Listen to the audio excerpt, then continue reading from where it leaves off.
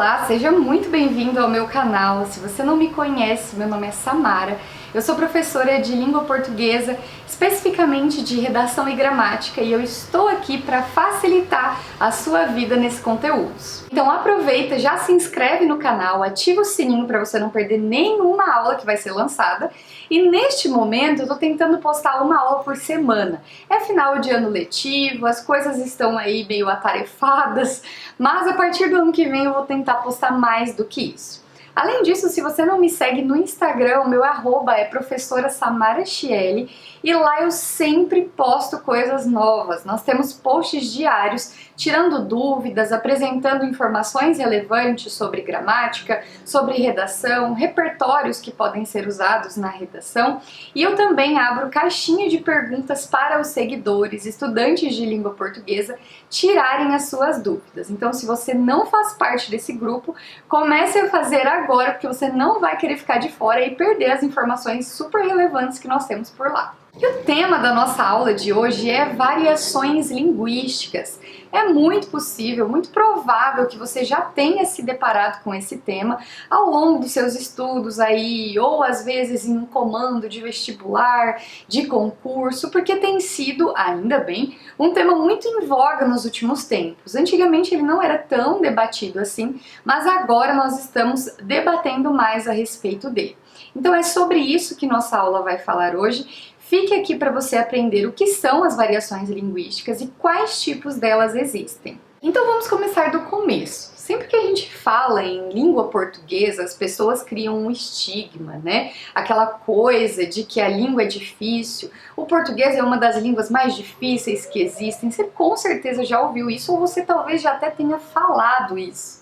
Mas o fato é que do ponto de vista da língua, do ponto de vista do falante, não existe língua fácil ou difícil, certo? Porque para uma língua ser difícil, significaria que até os seus falantes nativos teriam dificuldade em se comunicar com ela. E não é o caso. Todas as pessoas que nascem e começam a se comunicar, a serem introduzidas num idioma específico, seja ele qual for, após um tempo aí elas começam a aprender e a gente vai vendo o processo de aquisição da linguagem nas crianças de maneira muito natural. O que significa que a nossa língua não é difícil. Esse é um mito que colocaram na sua cabeça. Bom, aí você tem um ponto. A gramática é uma representação escrita da língua, mas em qualquer idioma você vai encontrar diferenças na representação escrita para aquela que a gente diz, né? Para aquilo que a gente representa na oralidade, no dia a dia. É por isso que quando a gente fala, então, em variações linguísticas, a gente tem que fazer essa distinção. Nós temos que estabelecer uma diferença entre norma padrão culta da língua e a variedade coloquial. A variedade padrão da língua é aquela que quase nunca é usada na fala, somente em contextos muito formais e por pessoas que normalmente precisam se utilizar dessa formalidade exacerbada, excessiva, mas ela é predominantemente encontrada na escrita, né? Essa é a variedade padrão. Por exemplo, na escrita a gente sabe que a gente não pode começar uma oração com um pronome oblíquo. Então eu não deveria dizer te amo, segundo a variedade padrão da língua. Eu deveria dizer amo-te, né? Porque eu não poderia começar a oração com esse pronome. A gente fala assim? Não, a gente não fala assim. Por quê? Porque a variedade que a gente utiliza no nosso dia a dia, ela é outra, né? A gente tem um padrão de escrita, a gente tem uma norma culta que é apregoada na escrita, mas que no dia a dia, nos nossos contextos comunicacionais, a gente acaba não usando. E é isso que a gente vai denominar de variação linguística. São as várias formas de falar. E é importante a gente fazer essa distinção para não gerar preconceito, gente. Porque preconceito linguístico é um preconceito como qualquer outro. Então, às vezes, as pessoas subestimam o preconceito linguístico. Parece que é um preconceito menor, parece que tá tudo bem você debochar ou fazer zombaria daquela pessoa que porventura não saiba como é a grafia correta, que porventura não saiba como é a pronúncia correta de uma determinada palavra. Mas se a gente luta contra o preconceito em tantas outras áreas na sociedade, como é que a gente vai deixar se perpetuar cada vez mais e normalizar o preconceito linguístico. Então isso é algo que eu sempre levo, né, para os meus alunos, a ideia de que quando a gente fala em variação, a gente tem que necessariamente pensar em preconceito linguístico e pensar que a escrita é uma convenção. O que é uma convenção? Uma convenção é um acordo. Significa que a fala veio antes, a fala sempre vem antes da escrita, e aí depois a gente tem uma escrita para representar essa fala. Mas no momento de a gente representar essa fala de maneira escrita, existe um acordo. Né? Existe um acordo que vai determinar que táxi vai ser escrito com T-A, acento agudo, X-I. Por que a gente não poderia escrever T-A, acento agudo, K-S-I? Teria a mesma pronúncia, certo? A diferença é, não foi este o acordo. O acordo foi que táxi se escreveria daquela primeira maneira que eu mencionei. É óbvio que isso não é só arbitrário, existem razões por isso, a etimologia da palavra, de onde a palavra veio, algumas questões fonéticas que envolvem o fato de não, essa palavra vai ser escrita dessa maneira em vez dessa, tá? Então existem alguns fatores, não é simplesmente aleatório, né, como a gente poderia pensar, mas é importante a gente dizer que a escrita é uma convenção. Quando uma pessoa não domina essa convenção, quando ela não conhece essa convenção, é que eventualmente ela vai cometer desvios gramaticais que a norma padrão, a variedade padrão da língua vai considerar como erro, porque está fora do padrão, está fora do acordo, está fora daquilo que foi combinado, né? A gente combinou que táxi se escreveria assim. Então, quando se escreve de uma maneira diferente disso, a gente tem um desvio do padrão, um desvio da norma. Tá? Mas eu acho importante dizer que muitas vezes esse desvio se dá por falta de conhecimento, por falta de acesso a estudo, e a gente tem que lembrar que o nosso país é um país que não prioriza a educação, infelizmente. Então, em muitos casos, isso não é culpa da pessoa. Existem, claro, as pessoas que têm oportunidades, que têm acesso, às vezes bastante acesso, e que não levam isso a sério, e aí esse é um outro ponto. Ainda assim, apesar disso, não acho que o preconceito é a saída, mas a gente está falando de um país em que o contexto educacional nunca foi uma prioridade. Então vamos acabar com esse negócio de preconceito linguístico? E aí agora, feito este panorama, feita esta introdução, porque eu acho que é muito vago a gente simplesmente falar de variação linguística sem perpassar por esse assunto que é tão importante, agora sim a gente entra nos tipos de variações linguísticas que existem. De maneira geral, a gente pode dizer que existem 4 tipos de variações linguísticas. E essas variações, elas vão ocorrer de acordo com região em que a pessoa mora, a idade que a pessoa tem, o sexo, o contexto em que ela está inserida. Então, muitos são os fatores que contribuem para a língua variar, por isso o nome variação. A gente está falando que a língua é mutável, a língua é versátil, a língua é dinâmica, a língua não é uma pedra fixa que está ali paradinha e nunca vai mudar. Então é isso, a língua está em constante evolução, a gente vê frequentemente palavras sendo acrescentadas ao dicionário, né, e tudo isso tem a ver com a variação linguística. A língua muda, porque as pessoas mudam, a sociedade muda, a gente está em constante desenvolvimento e evolução. E a língua faz parte de nós, então não teria como a gente mudar sem levar essa parte de nós junto. Por isso que a língua também muda. A primeira variação que a gente pode falar é a variação diatópica. Ela é chamada de diatópica ou geográfica.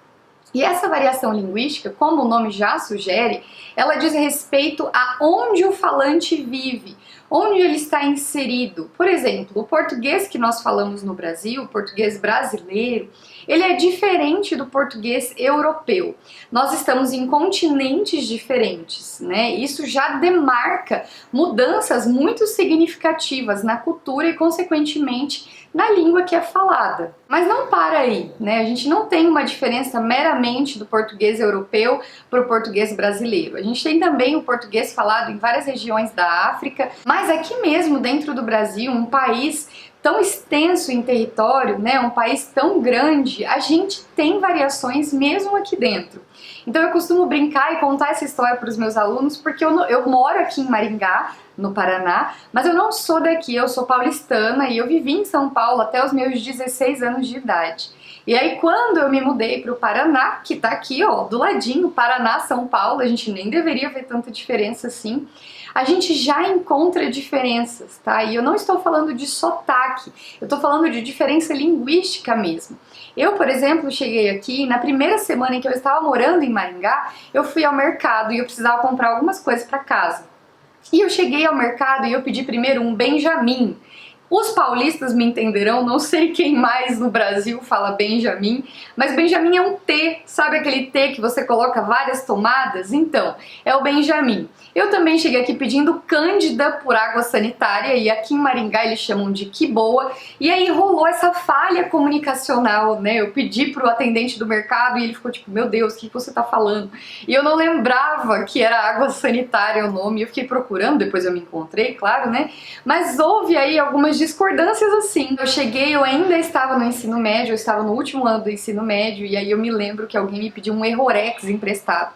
E eu falei, meu Deus, o que é Errorex? São Paulo eu sempre chamei de corretivo, ou às vezes a gente chamava de branquinho. Então vejam que mesmo de um estado para outro, sendo tão próximo assim, a gente já encontra variações diatópicas, variações geográficas, porque a língua muda de acordo com o ambiente também em que você nasceu, né, em qual cidade, em qual região você está. Tudo isso contribui. As influências que chegam a essas cidades e não chegam a outras, tudo isso molda, acaba formando a língua e é por isso que a gente tem variação geográfica. Então a variação geográfica, ela diz respeito a essas mudanças que acontecem na língua de acordo com a geografia, de acordo com o lugar em que as pessoas vivem, nascem. A depender de onde você está, o seu português vai ser diferente do de outra pessoa. Depois nós temos a variação diacrônica, também chamada de histórica.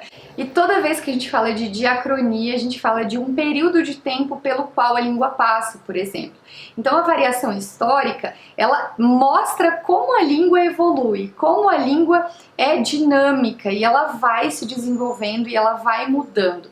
Por quê? Porque ao longo da história a gente vê as palavras sendo modificadas. Então no português mais arcaico, por exemplo, né, mais antigo, a gente tinha, por exemplo, farmácia escrito com PH. A gente não tem mais. Farmácia hoje é escrito com F. A gente tinha, por exemplo, a ideia do vossa mercê, que era um pronome de tratamento usado para altas autoridades, para o rei. Isso acabou se modificando ao longo do tempo e de vossa mercê a gente começou a ter vós me sê. Hoje a gente tem você, então o você, a evolução do pronome de tratamento vossa mercê.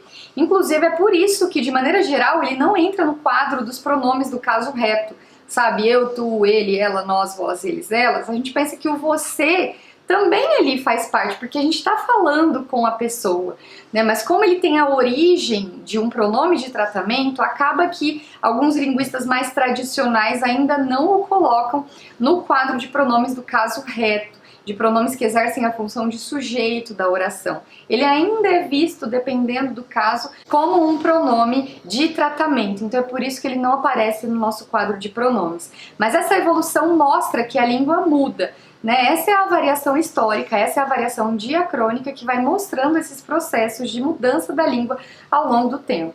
E aí nós temos a terceira variação, que é a variação diastrática ou variação social.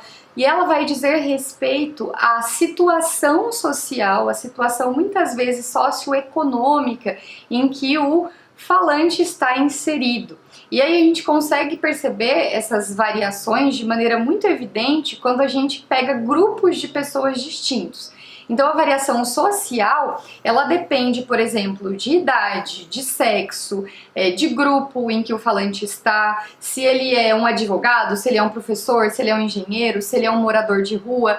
cada uma dessas pessoas vai ter a sua própria variação. Então você ouve, por exemplo, advogados conversando, eles têm termos muito próprios, eles se comunicam às vezes com piadas internas ali que só eles vão conseguir discernir, porque foram eles que estudaram o assunto. Isso ocorre em qualquer área, tá? Não precisa ser uma pessoa formada, como eu disse.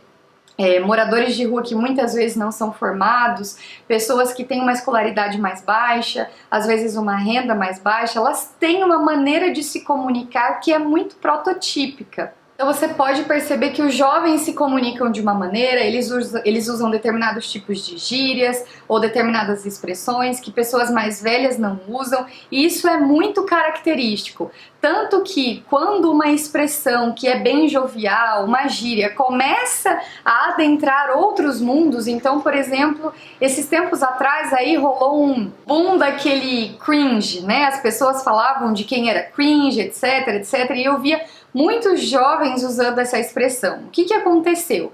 As pessoas mais velhas começaram a usar a expressão também, acharam legal, começaram a usar e os jovens pararam.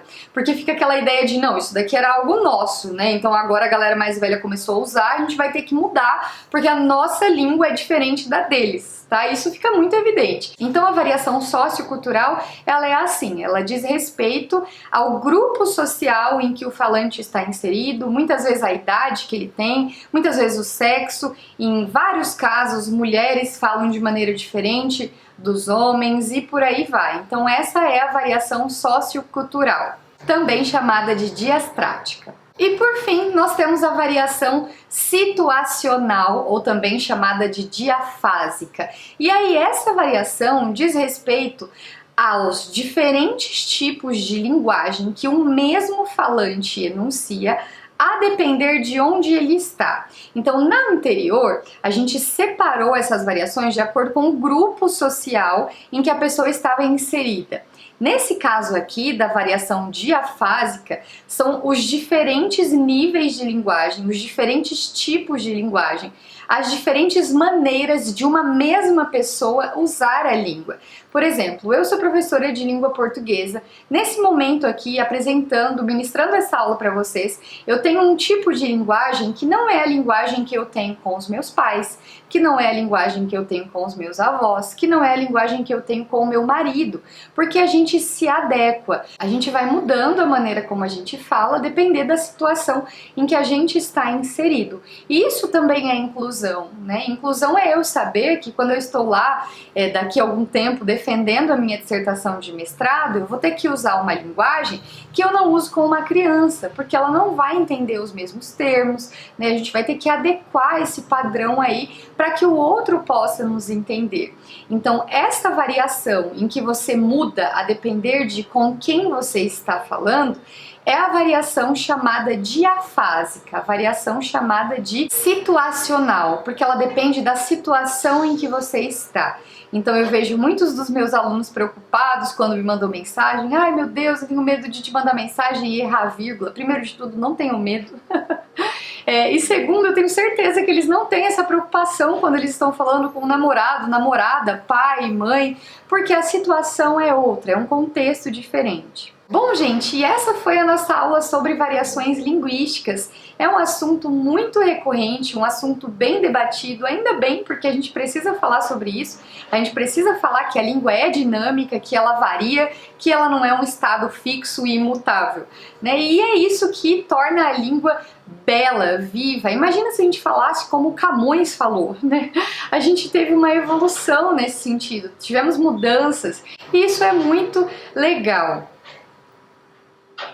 Isso é muito interessante, isso é muito positivo, né, a título de construção da linguagem, entre outras coisas. Então eu espero muito que essa aula tenha ficado clara para você, eu espero que eu tenha sanado algumas das suas dúvidas. Se você ainda tem alguma dúvida a respeito do assunto, deixa aqui nos comentários que eu vou procurar responder. Sempre que possível eu apareço aqui, respondo aos possíveis questionamentos que os usuários, os estudantes, os inscritos têm.